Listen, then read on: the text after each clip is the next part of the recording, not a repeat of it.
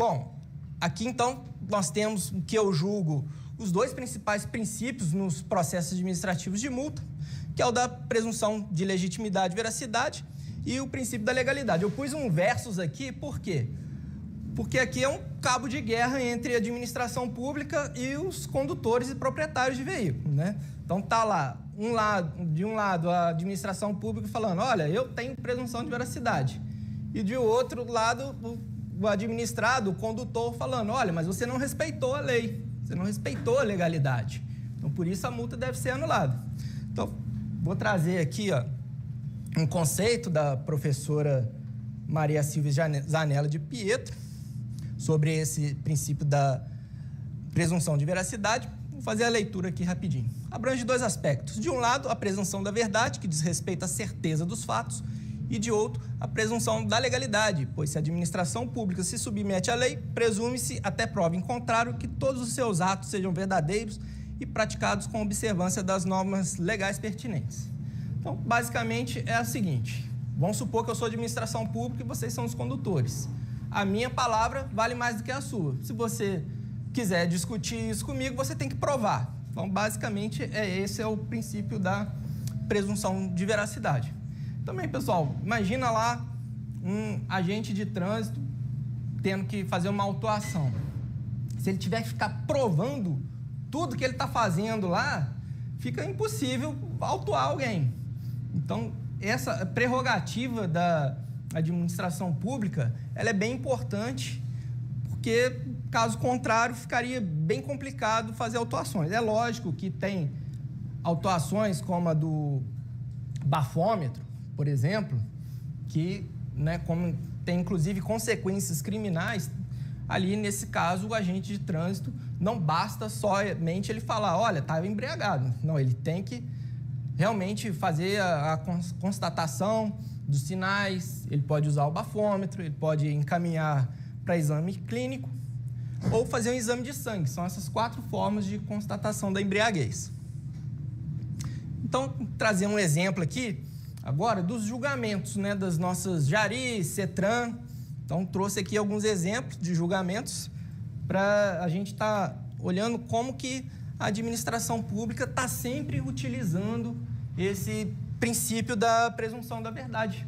Mesmo quando eles estão errados, violaram a lei, eles estão utilizando esse princípio. Então, isso aqui é um julgamento lá do Conselho Estadual de Trânsito de São Paulo. É uma multa, inclusive, minha. Eu passei acima do limite de velocidade lá em São Paulo, em até 20%, e eu tinha direito à conversão da minha infração, da minha penalidade de multa, numa penalidade de advertência. Então, eu fiz o requerimento para a autoridade de trânsito e veio o indeferimento. Por que veio o indeferimento? Porque eu peticionei como defesa prévia. Ou seja, para mim, uma desculpa, né? Se chegou ao conhecimento da autoridade de trânsito, ele tem que aplicar a lei. Enfim, recorri para a Jari. A Jari falou que era presunção de legitimidade. E o CETRAN foi no mesmo caminho, ó, revestidos de presunção de legitimidade. Bom, tive lá que arcar com R$100 de multa, né? Não vou ficar estendendo isso aqui. Aqui já é da Prefeitura de Juiz de Fora. Isso aqui é de estacionar em vaga de carga e descarga. Da mesma forma aqui, a gente pode ver aqui, ó, deliberação 14 do CETRAN, o ônus da prova cabe ao recorrente de suas alegações. Aí ele fala aqui, ó, em suas declarações, a chancela da fé pública. Então, é bastante usado aqui, né?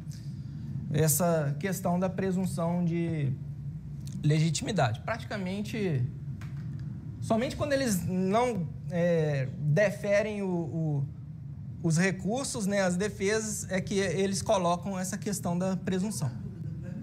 Claro. Você falou que antes você fez como uma defesa. Sim. E qual seria o correto? A defesa. Você falou que vocês definiram que eles escreveram defesa? É. Porque é o seguinte... Você poderia repetir a pergunta dela para poder saber a transmissão para o pessoal de casa, por gentileza? Ah, sim, claro. Ela me perguntou como que eu deveria ter apresentado o meu pedido de advertência por escrito, nesse caso. E eu disse que era como defesa mesmo. Porque você pode fazer uma defesa prévia, subsidiariamente, caso não for aceita os seus argumentos de defesa, que seja aplicado a advertência por escrito. Isso é perfeitamente possível numa defesa de autuação.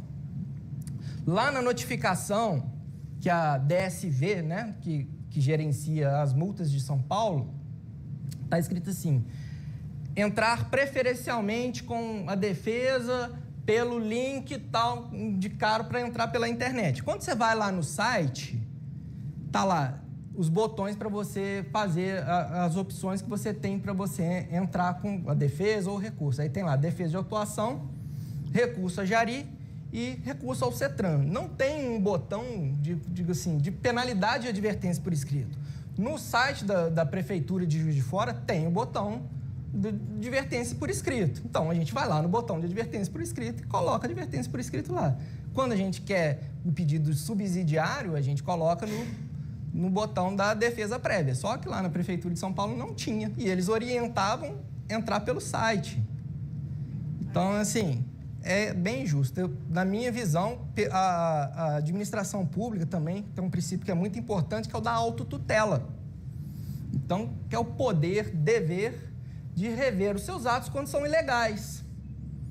Ou seja, se chegou ao conhecimento da autoridade de trânsito que o autuado tem o direito à advertência por escrito, ele tem que aplicar a advertência por escrito. Aí ele vai e dá para mim, que foi uma desculpa. Ah, você entrou no lugar errado. Aí você recorre a Jari, né? Aí vem a decisão que tem presunção de veracidade. Nada a ver com... A gente vai ver um pouquinho para frente isso lá no princípio da motivação. Aqui já é uma autuação de recusa ao bafômetro da Polícia Rodoviária Federal. Então, aqui, ó, no julgamento da defesa de autuação, e colocou a lavratura é ato vinculado, está revestido da presunção de legalidade e veracidade, estando apto a surtir seus efeitos. O requerente fez alegações sem, contudo, contradizer de forma cabal o alegado. Sequer juntou provas para demonstrar, e foi falando aqui.